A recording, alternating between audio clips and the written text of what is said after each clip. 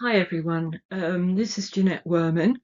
I was asked to give a talk to the Institute of Psychedelic Therapy Special Interest Group on Spiritual Emergence in November 2024. Um, and I will say a little bit about my own experience and how I've tried to make sense of that on the basis of some of the theory that I've come across. But obviously, it raises as many questions as it answers, and my understandings are purely my own. But I hope that it will um, trigger some thoughts for you, and we can have an interesting discussion afterwards. As you probably know, meditation, holotropic breathwork, and psychedelics can lead us into non-ordinary states of consciousness, and that sometimes can trigger energetic kundalini-like experiences or energetic awakenings, some people call them. These experiences take us into the depth of our psyche. They can be ineffable, chaotic, and intense. And it does seem to be a universal potential for everyone across times and cultures. There are many different ways of talking about them, ways of understanding them. So I'll just talk you through a little bit of my own journey, if you like, which started with some early operations, which caused a degree of trauma, I suppose, and anxious attachments to my caregivers. And I kind of was left with a kind of existential angst that carried on well into my adulthood. My dad died when I was 17. I got married and divorced on the rebound. I went into counseling and the sexual boundaries were lost. That triggered an episode of bulimia, and I was really quite messed up, I suppose. And I was incredibly lucky to get outpatient psychotherapy treatment through the psychiatric hospital in Cambridge. So after I left my husband, because I was only with him for about a year and a half, I went home to my mum to recover a bit, and I remember meditating and seeing the bottom half of my body as a dragon, as half of a dragon, which kind of put me off meditation for a good long while. But I did kind of oscillate through periods of searching for something deeper. I desperately needed to know there was more than material reality to life. My parents were both scientists, so um, yeah, I was brought up in a materialist way of seeing the world, and that wasn't enough for me. Um, so I had periods of searching, periods of closing down. I trained as a counselor and a social worker, and then eventually in the late 90s, I discovered holotropic breathwork. And I think that was the first time really that I had a personal experience. Perhaps there'd been one or two anomalous experiences previously, but I'd kind of dismissed those because they didn't fit in my worldview. But during this holotropic breath work, even the first time I breathed, um, well, so one of the things that happened was that I had this sense of a warm, energetic sensation that moved up my feet, my legs, up to my midriff, and then slowly subsided. Um, and people afterwards said, "Oh, that's Kundalini." I mean, I didn't know what that was. Um, and then the second time I breathed, it was a double breathwork weekend. Um, the energy went all the way through. It was much more fiery, and I saw geometrical images like that triangle in a circle, and yeah, incredibly powerful experience, and a huge sense of heart opening. Yeah, amazing, loving, expansive feeling. So I was completely bowled over by this. I decided I didn't want to be a social worker. I wanted to train as a holotropic breath worker. So I went a month later, there was another workshop. I thought I'd better check that I still want to do this, and I did. So sold my house, downsized, and paid for holotropic breathwork training with Stan Groff in, again, still the late 90s. And I combined that with meditation after the first, and obviously more experiences of Kundalini, a lot of shamanic kind of dismemberment, um, very painful experiences, but also ecstatic ones. Um, so after the training, I took a year out to go and live in the States in the hope that I would be able to do some apprenticing with Kylie Taylor, but unfortunately it took almost a year um, for a space to come free. So I, I didn't get to do any apprenticing, but I did use that year to experiment with psychedelics, which I'd never done. Stan was talking with such love about his research in psychedelics that I thought I want to try this. So I tried various types of psychedelics, and in one of the experiences with a one-to-one sitter, the sexual boundaries were lost again. So I decided I didn't want to make myself that vulnerable. And someone suggested, well, why don't you try the Santo Daime Church, because that uses ayahuasca as a sacrament in their worship, but it's in a group, and it's a church um, practice, so you'll be quite safe. So that's what I did. I had a very the first time I took it took me a while for the substance, for the medicine to work, but um, we finished the service about 3, and I had all the purgative effects, but I didn't have any psychedelic ones. But the minute I went to bed and turned the light off, it all started.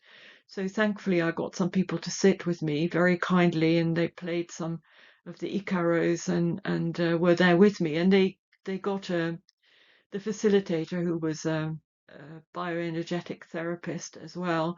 So I had good support, and I I felt incredibly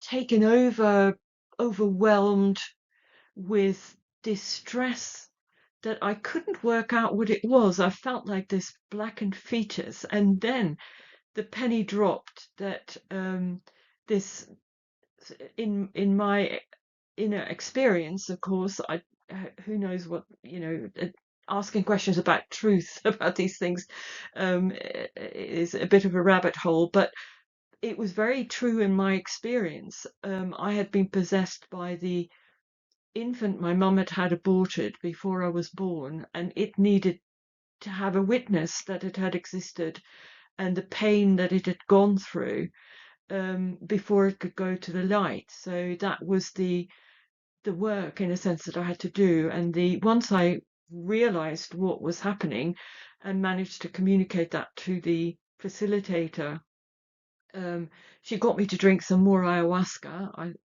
I thought, really, but it was absolutely right what she said, that it would go through me to this being. And within 5 minutes, I was clear and able to dialogue with Peter. I gave him a name, and yeah, after a dialogue, he was able. It felt like he was able to move on, maybe out of my psyche. Who knows? Um, so I was again very impressed by the power of this kind of work, and the way that it got me into a deeper layer of my psyche beyond anything that I had been able to access in almost 10 years of therapy, some 2.5 years twice weekly. So I decided that the church closed down for Christmas, but there was a group of people that went to Mapia, which is their headquarters, if you like, 2 days by canoe from the nearest village in Brazil, in the rainforest. So I decided to go, and that was probably, I was there for 6 weeks, and it was probably the hardest thing I've ever done in my life. Ecstatic moments, but also absolutely terrifying moments. There was one point where I thought there was this hostile entity trying to take my body over, and I was literally a whimpering wreck on the floor. I was beyond scared. I was completely pulverized by fear. Um, and anyway, all of those experiences passed, and I, looking at those pictures, one of the numerous ones was meeting the Queen of the Forest, which is their name for the Virgin Mary, which was a very powerful experience of the divine feminine. And all I could do was just throw myself on the floor, to in worship. Very beautiful experience. So I had to go back, obviously, and I was quite pleased to be going back, to be honest, after 14 works with ayahuasca, all night works. Um, and I had one more experience before I went back to the UK, with psilocybin, a high dose psilocybin, with a friend in Arizona, and that was, I suppose, what you would call a mystical experience. I kind of dissolved into, I had no body left. I dissolved into a field of consciousness, love, light, all knowledge, infinite compassion. Absolutely the most beautiful experience I've ever had in my life. And it was life changing. I think if I had to say one experience that changed my life, that was it. I'd always had this sense of existential angst previously, and that has gone since then. I now know for myself, and again, I'm not speaking for anyone else, but for my own sense of knowing, we are all part of something infinitely bigger and beyond our comprehension, which is loving, and it's our home.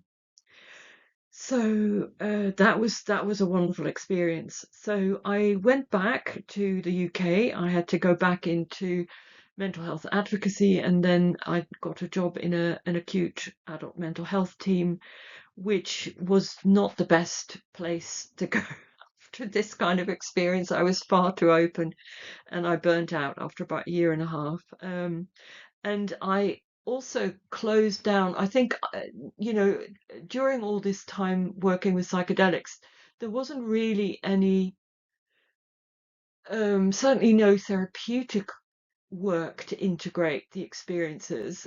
During my time in Mapia, there were some people who spoke English, but most of them spoke Portuguese. And, the people that were there were on their own journey. They weren't there to be um, helping me integrate things. So I kind of basically just encapsulated all those experiences and kind of shelved them until a time that I could come back to them.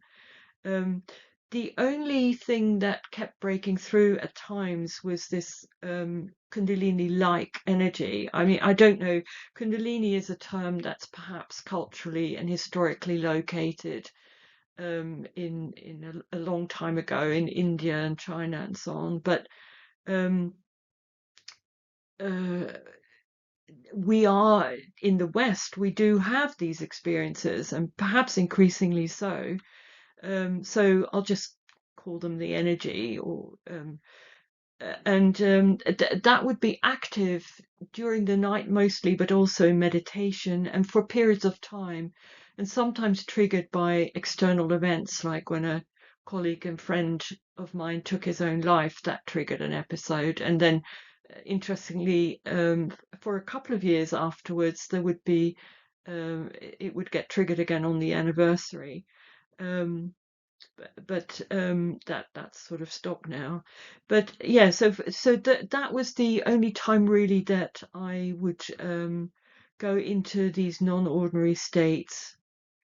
Um, and a lot of so there would be physical sensations of um, internal shaking or juddering, um, changes of breathing, straining, arcing my back, moving around, um, and as well as psychological processes that I've come to understand as kind of archetypal material that was just flooding into my consciousness.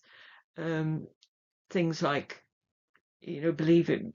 Well, when I say believing, it was very real while I was in it, but I was also aware that I was in a non-ordinary state.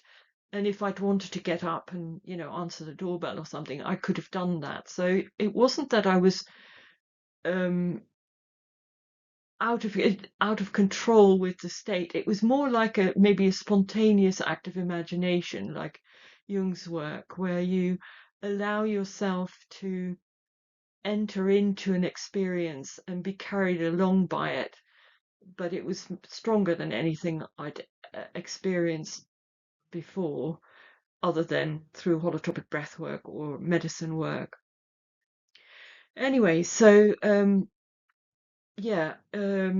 came back to holotropic breathwork and psychedelics around 2016 onward, and I retired about 3 years ago and did the 2-year training with the Institute of Psychedelic Therapy, and would have these experiences for almost most of the training that during that 2 years.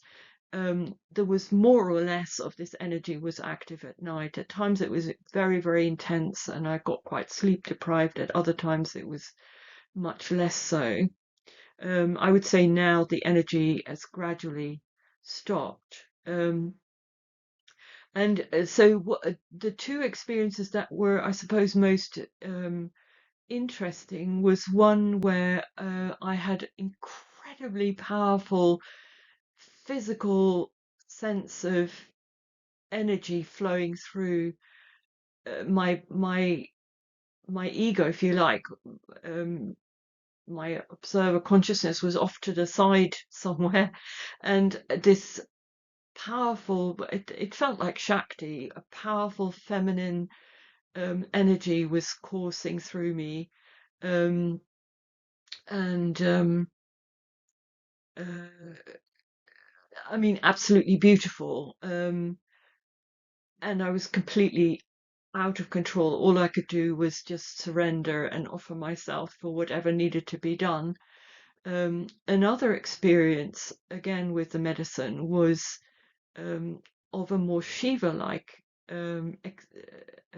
energy, not so physical, but more mental, of experiencing the pain in the world, but then co-creating somehow the most beautiful architectural structures.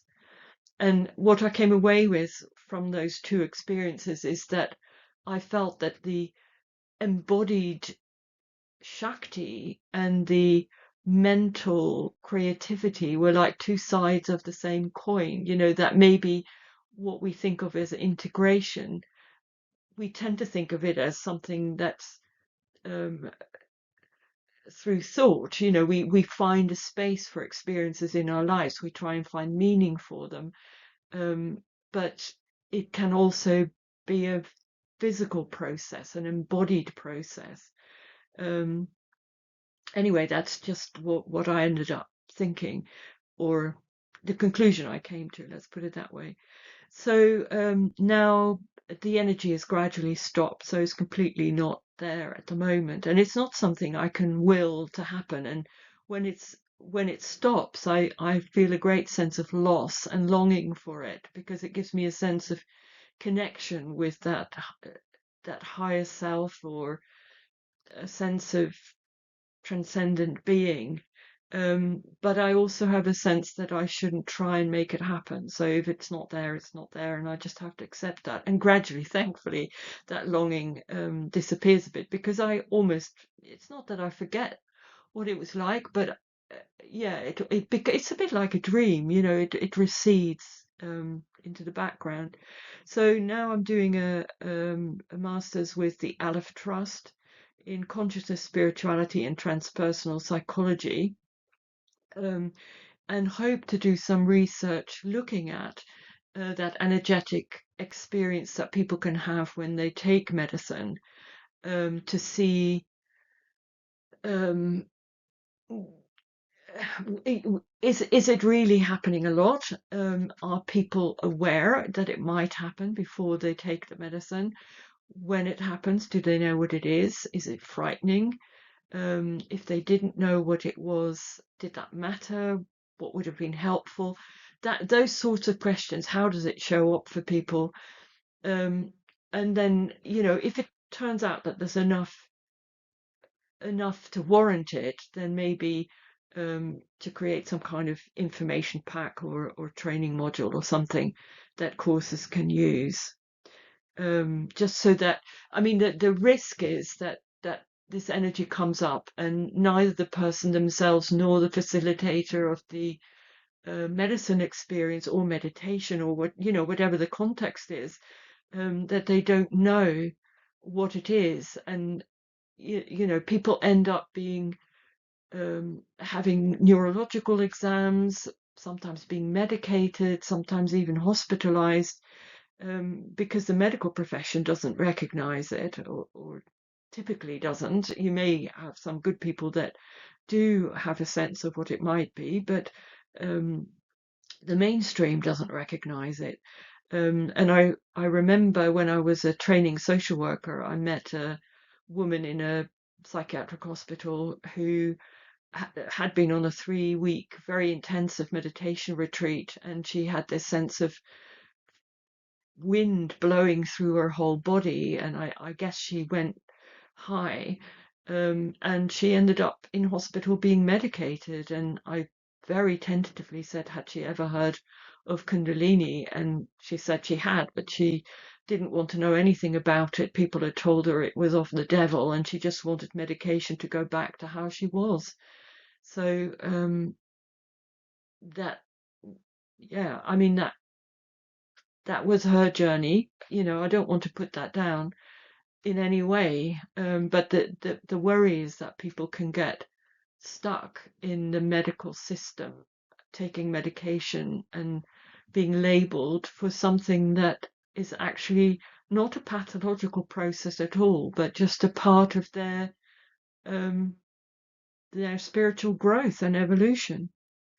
So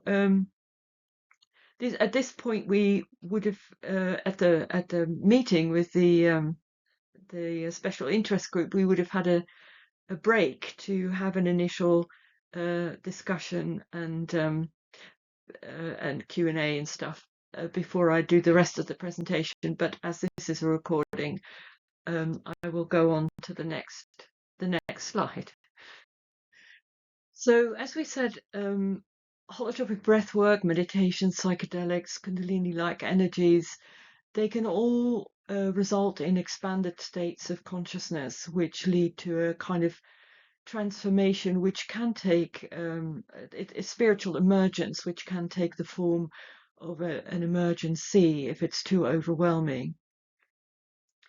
So that involves opening to experiences beyond the materialist worldview, and something that Tim Reed has called increased archetypal penetrance, an increased access to deep psyche, which can be personal or collective, embodied experiences, energetic phenomena like Shiva and Shakti, mental and emotional experiences, which can be terrifying as well as beautiful.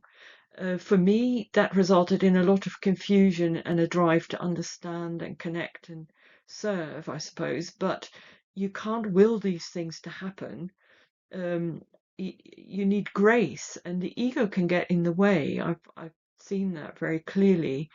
That I'd go in with the best of intentions into a medicine journey, for instance, but actually even my wish to offer myself got in the way of fully surrendering to the process. So that can be quite tricky.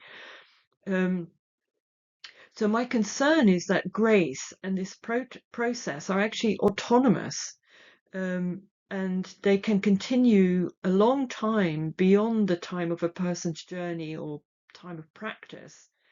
And the power of this process and its impact on someone's psyche and daily life can be really quite considerable and very disruptive. So these are some of the things people have said about energetic experiences, and as I said, whether we call that Kundalini or not is up for grabs. But it's a definite phenomenon, and it has an energetic imprint, if you like. So it's a lived experience of powerful, subtle spiritual energy, from a surrender to a deep inner process, which leads to potentially to healing and growth. It has a numinous quality, and it's been written about in Hindu and Buddhist tantric texts as Kundalini from the 4th century onward, and in Taoism as Qi, but in other societies as well, prehistoric South American cultures, theosophy, and even William Reich's writings on bioenergy, which is much more recent, of course. So it's a cross-cultural phenomenon, and it seems to be increasingly experienced by Westerners. But that we don't know that for certain. It may be that it's just being reported more. But it does also seem to be in a slightly different form from the original Eastern descriptions. So the term Kundalini may be historically and culturally specific. But because I don't know what else to call it, I will still refer to Kundalini for just to make it easy. So there are different approaches to understanding what this energy might be. People have looked at the embodied phenomenal experience. There are spiritual teachings and philosophical and psychological approaches. In terms of the embodied phenomenal experience, Lisa Neller and others have done research into this, and they have reports from people of feelings heat and or cold, internal light or sounds, varying amounts of pain throughout the body, emotional, mental and thought disruptions, detachment, dissociated cognitive states, and out-of-body experiences. Neuroscience and endocrinology also offer their insights. They look at what happens in the brain or the body during non-ordinary states of consciousness, which is called the physiological correlates. So during Kundalini activation, there seem to be altered brainwave patterns. There's an activation of the sympathetic nervous system. There are changes in neurotransmitter levels, temporal lobe activity. There is long-term neuroplasticity and emotional regulation through practices like Kundalini yoga, and some suggest that experiences could be linked to dysregulation of the limbic system and an overactivity in parts of the brain that deal with fear and arousal. A lot of this is way above my pay grade, but as this information is out there, I thought I would mention it. And if you want to look up more, there's certainly a lot of information out there. So spiritual writings like Hinduism, Kashmir Shaivism, talk again of a subtle, non-physical, universal creative force, an energetic presence, a kind of feminine consciousness that permeates all of reality. It seems to be an archetypal process of embodied psychospiritual transformation, which is autonomous and self-directed. You'll be familiar with the metaphor of a coiled snake at the bottom of our spine, which, when it is activated, rises up through our core and energizes the chakras and opens us up to subtle awareness. And it moves through the subtle body, which is a network of nadis, which are kind of energy conduits. And there are three main channels which you've probably heard of: the Ida, the Pingala, and the Sushumna. And the energy flows through a sequence of chakras, which are organ-like centers which interpenetrate the physical body. So philosophically, people have talked of the possibility of the numinous experience being a connection with the field of being beyond ourselves, and that aligns with current thinking on energy and consciousness. So there's quantum theory and the hollow movement in the 70s, which talked of one integrated, interconnected, universal field of consciousness and relationships. David Bohm is one of the people who writes about that. He says that everything has two aspects: an explicate physical and observable one, which is embedded in an implicate non-physical one, and that involves a non-local consciousness which is primary and not separate from matter. And of course, tantric texts had always referred to this continuum of mind in matter. Arno Kastrup is somebody I've recently come across. He's an idealist, and he has a fascinating perspective that he also says there's only one infinite, indivisible consciousness, which is the ground of our perceived reality. And this primary consciousness creates living beings out of itself through a process of what he calls self-excitation. And that's what leads to living beings, including humans, who are dissociated alters of cosmic consciousness, a bit like we can have dissociated identity disorder. And we all have complexes, that we don't even have to give it a diagnosis. We all have aspects of ourselves that are perhaps partly unconscious and but very influential, and that operate in our psyche almost slightly autonomously. So maybe in a similar way, this universal consciousness creates these dissociated alters, which is us. And living organisms have evolved to encode their perceptions to ensure focus and survival. So there is an enormous amount of information around, but we have to narrow that down to make it workable so that we can go about our everyday business without being overwhelmed by all our sensory and internal input.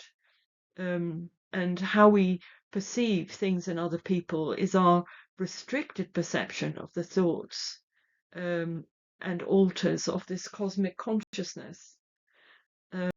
If you're interested in this stuff, he's really well worth reading. You'll already be familiar with Carl Jung, who suggests that the psyche, consciousness, and our body is one whole, and the psyche permeates our body but extends beyond it. So it's kind of not incompatible with the previous perspective. And the psyche contains archetypes, which are a priori universal formative principles or patterns in the personal and collective psyche. So they're pre-given, if you like, and they structure the way we encounter the world. They have a deeply meaningful, awesome, numinous quality, and we can never know them directly. We can only sense them and see how they operate in ourselves and in the world around us. The archetype of the self is a very important archetype, the center of the psyche, or our God image, if you like. The ego is only the center of our awareness, so the self is a much larger concept. And then there are the complexes, which are unconscious clusters of psychic content, the memories, associations, fantasies, expectations, behaviors, and so on, around a core element with a strong emotional charge. So the complexes draw in material from both the personal and the collective psyche in line with archetypal patterning. The complexes are more or less autonomous, and we register them in an embodied as well as a mental way.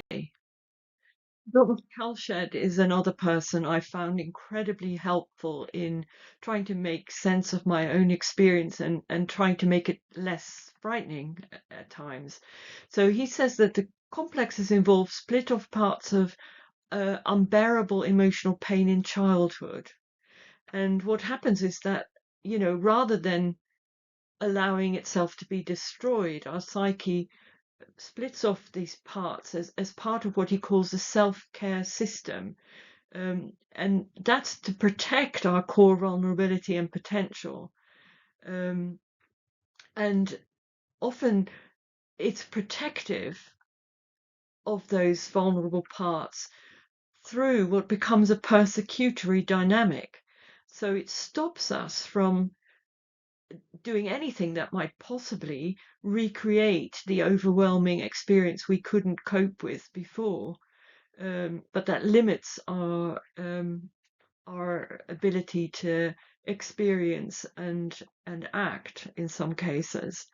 It stops us being fully alive. So psychedelics activating a Kundalini or like energy can trigger the complexes and evoke deep conflict and terrifying encounters, because you're coming across these complexes, these powerful protective figures that can also be persecutory. So Jung gave a seminar in 1932 in which he looks at Kundalini as a process that aligns with what he calls individuation, which is an inner movement towards growth and healing, which is in all of us. And he says elements of the unconscious are brought into conscious awareness, and conflicts and oppositions are reconciled. So it brings all our unconscious stuff to the surface for healing and transformation, so that we end up as a more balanced, authentic being. We have a truer sense of who we are.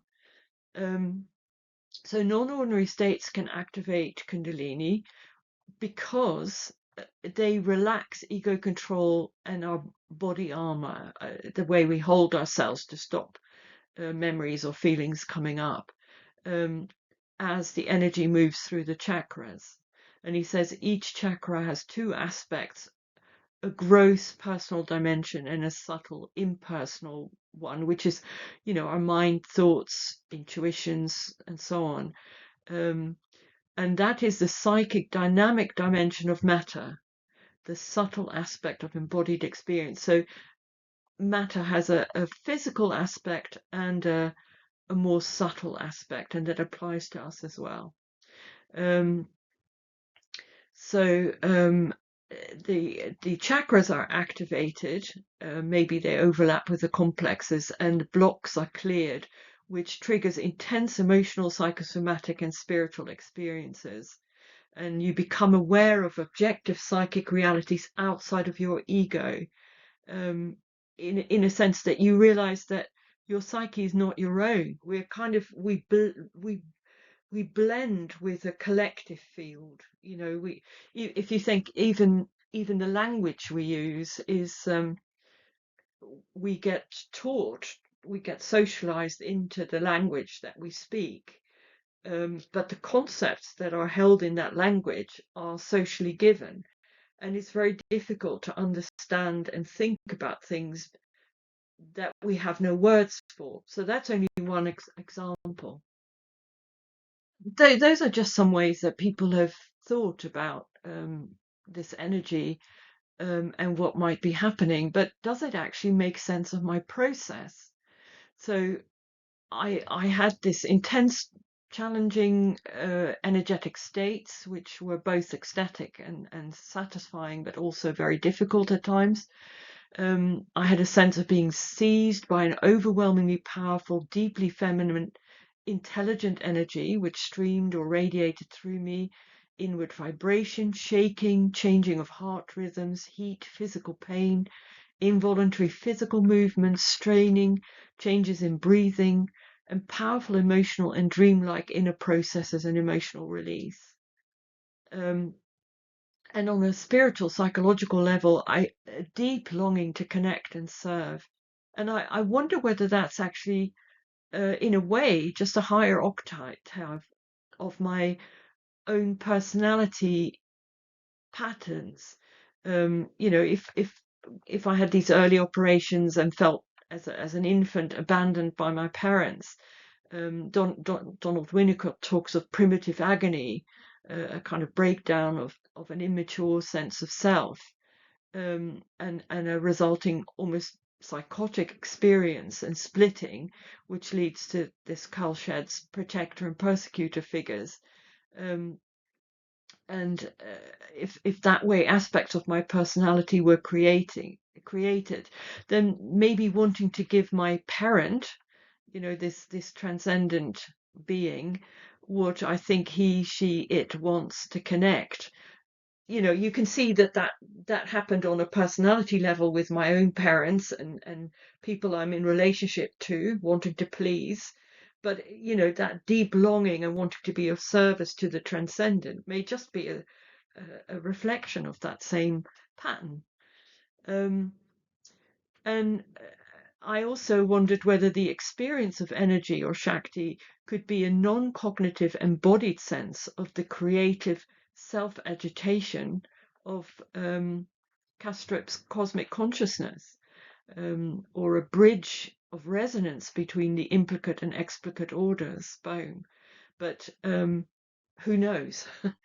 I mean, it's very difficult to really know what's going on, but this is just some of my trying to make some kind of sense out of it. So I don't feel you can really translate the narratives, different ways of understanding directly into one another. So I try to look for a non-conceptual bridge, something that's beyond words, between the psychological and spiritual narratives in the form of some kind of resonance. And I kind of thought that maybe that ineffable numinous experience could be a point of resonance where all these different models of understanding or narratives, spiritual narratives and psychological narratives, touch on one another. So I tried to do a table of how I tried to order the material that had come up for me to see if there was that kind of resonance. And I'm not going to talk you through all of it in detail because that would take forever. And I'm also not sure how successful it was, but just to show you what I tried to do.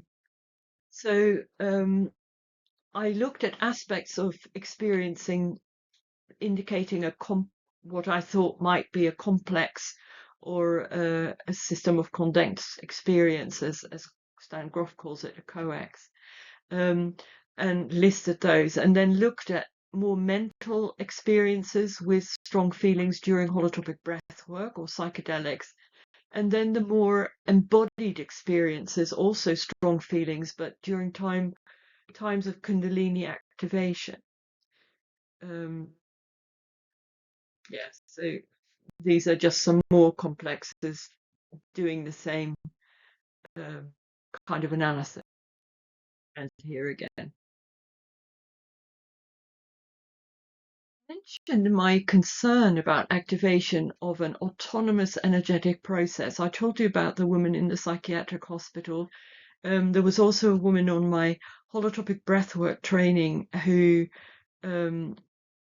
ended up having this tremor, and she had all sorts of neurological examinations for it, and they couldn't find a medical cause, and then they even induced sleep for 2 days without her consent to see if it would reset her brain.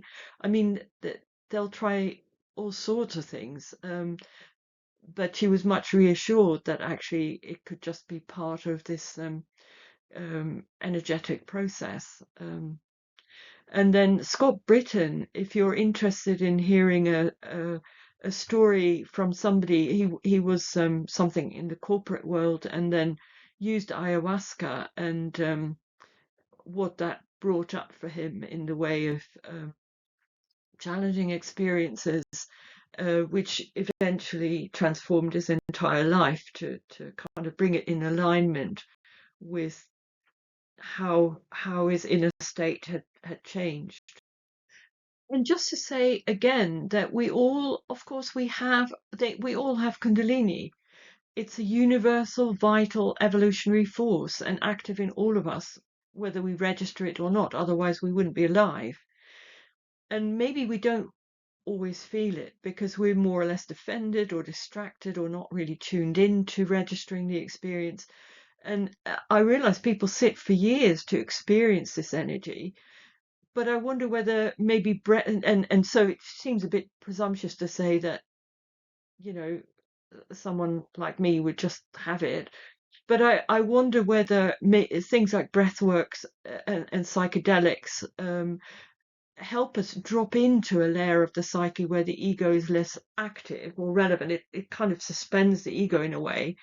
And maybe that's why we then are able to experience the energy almost incidentally, and then maybe we can go back there more easily. I don't know. Maybe new neural pathways are created. So it can be triggered and made more active by Eastern practices like meditation and yoga. Near-death experiences seem to be closely linked to them. Psychedelics, holotropic breath work we've mentioned, physical, emotional stress or trauma, and they can just happen spontaneously as well. Claudio Naranjo has written some very interesting stuff about the way that psychedelics can trigger Kundalini. He calls them Kundalini activators. He says there are three polarities of consciousness in meditation or non-ordinary states, ranging from a more Apollonian end, which is the solar rational way of being, to a more Dionysian lunar intuitive one. So the polarities are not doing, letting go, mindfulness versus God mindfulness, so focusing inward, focusing on God, non-attachment versus love. And he links certain types of psychedelics with the likelihood to have more of certain types of experiences. And he says meditation and psychedelics are therapeutic because they suspend our conditioned personality and they free this self-regulating process. But he says we really need to be careful because Indian tantric tradition builds on what he calls the Apollonian yogic complex. So practices of tranquility, non-attachment, and bare attention. Before they developed the Dionysian religious complex, as he calls it, which is the practices of surrender, love, and God-mindedness or devotion. And he says we may not have the Apollonian basis to start from. So if we throw ourselves into this powerful Dionysian process, that can be quite disruptive because we don't have the balancing more Apollonian practice to go with it. And indeed, people talk of the Kundalini syndrome. Work with deep psyche can trigger an energetic process which can be profoundly disruptive of people's lives. And it can continue a long time after the event that triggered it has finished. So you think perhaps you're giving consent to, I don't know, a meditation intensive or a psychedelic retreat or whatever, but then you hadn't bargained for the long-term impact that can have. And the Kundalini syndrome seems to be when people don't know what's happening, their experiences become overwhelming or distressing, they try to fight it, and there's confusion, anxiety, dissociation, even psychotic-like experiences, and they can, as I said, they can be misdiagnosed as psychosis or neurological problems. Um, so the medical profession are slowly starting to see that Kundalini syndrome is a complex of psychological and physiological factors that doesn't fit into the traditional psychiatric models. But the question is, do we need to prepare and support people better? So that's the end of my talk, really. Does any of this resonate with you? Does it remind you of your experiences? Have you gone through anything like this? Um, and in particular, I guess I'm interested to know whether that's happened during a psychedelic journey, because that's what I'm trying to collect information about. So, do you think there is sufficient awareness of this as a potential experience and the way that this process can continue to affect people after their journey has ended? So, yeah, I'd be really interested to know what you think about this or anything else in the talk, and to hear of your own experiences. Um, so, over to you. And just to finish, a couple of pages with some of the books that I found really interesting.